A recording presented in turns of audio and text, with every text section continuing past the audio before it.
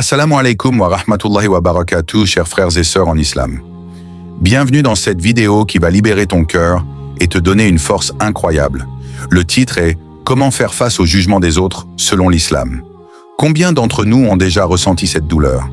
Les critiques, les moqueries, les regards qui jugent, les paroles qui blessent. Elles peuvent nous paralyser, nous faire douter de nous-mêmes et nous éloigner de notre chemin vers Allah. Mais écoute-moi bien, aujourd'hui on va transformer cette épreuve en une opportunité de croissance spirituelle immense. Cette vidéo est remplie d'espoir, de motivation et d'encouragement concret.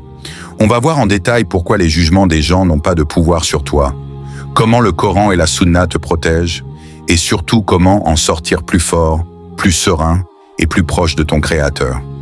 Reste jusqu'à la fin, tu vas te sentir libéré et prêt à conquérir ta vie pour Allah. Prêt?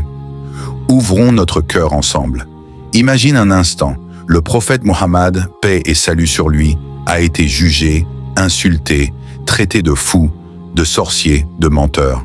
Pourtant, il est resté ferme, doux et confiant en Allah. Pourquoi? Parce qu'il savait une vérité puissante. Le jugement ultime n'appartient qu'à Allah. Dans la sourate Al-An'am, verset 57, Allah dit « Le jugement n'appartient qu'à Allah. Il tranche en toute vérité et il est le meilleur des juges. » Ce verset est une lumière pour toi aujourd'hui.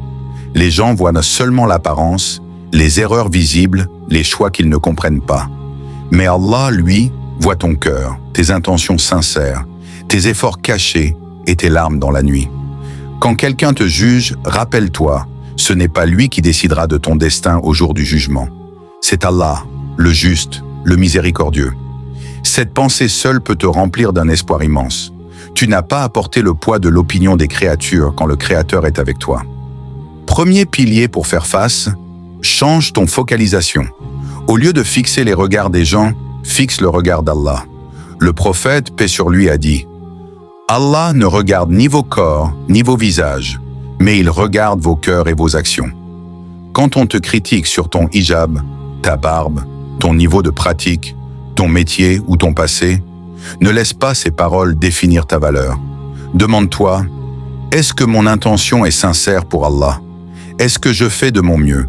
Si oui, souris intérieurement et dis « Ya Allah, toi seul me suffit ». Cette phrase du prophète est un bouclier magique. Répète-la quand la douleur monte. Tu vas sentir une paix descendre dans ton cœur, comme une fraîcheur après la pluie. Des milliers de musulmans ont traversé des moqueries familiales, des critiques au travail ou sur les réseaux, et ils en sont sortis plus forts, plus lumineux. Toi aussi tu peux y arriver, et tu vas y arriver, Inch'Allah. Deuxième pilier, donne aux gens le bénéfice du doute et pardonne rapidement. Le Coran nous met en garde dans la sourate Al-Hujura, verset 12. « Ô vous qui croyez, évitez de nourrir trop de soupçons, car certains soupçons sont des péchés. Ne vous espionnez pas mutuellement et ne médisez point les uns des autres. » Mais quand c'est toi qui es jugé, la réponse est la même. Pardonne. Pourquoi? Parce que juger les intentions des autres est réservé à Allah. Le prophète a dit « Méfiez-vous du soupçon, car le soupçon est le plus grand des mensonges. » Quand quelqu'un te juge mal, dis-toi « Peut-être qu'il traverse une mauvaise journée, peut-être qu'il ne sait pas toute l'histoire, peut-être qu'Allah lui pardonnera, comme j'espère qu'il me pardonne. » Le pardon n'est pas une faiblesse, c'est une force surhumaine. Chaque fois que tu pardonnes, Allah élève ton rang et guérit ton cœur. Imagine te réveiller demain sans cette boule dans la gorge, léger, libre, plein d'énergie pour adorer Allah. C'est ce qui t'attend si tu pratiques cela dès aujourd'hui. Avant de découvrir les deux piliers suivants qui vont vraiment booster ta confiance, je te demande gentiment mais du fond du cœur, si cette vidéo te parle, si elle te motive et te rapproche d'Allah, abonne-toi à ma chaîne dès maintenant. Active la cloche pour ne rien rater des rappels qui transforment les cœurs. Ton like, ton abonnement et ton partage permettent de toucher encore plus de frères et sœurs qui souffrent en silence.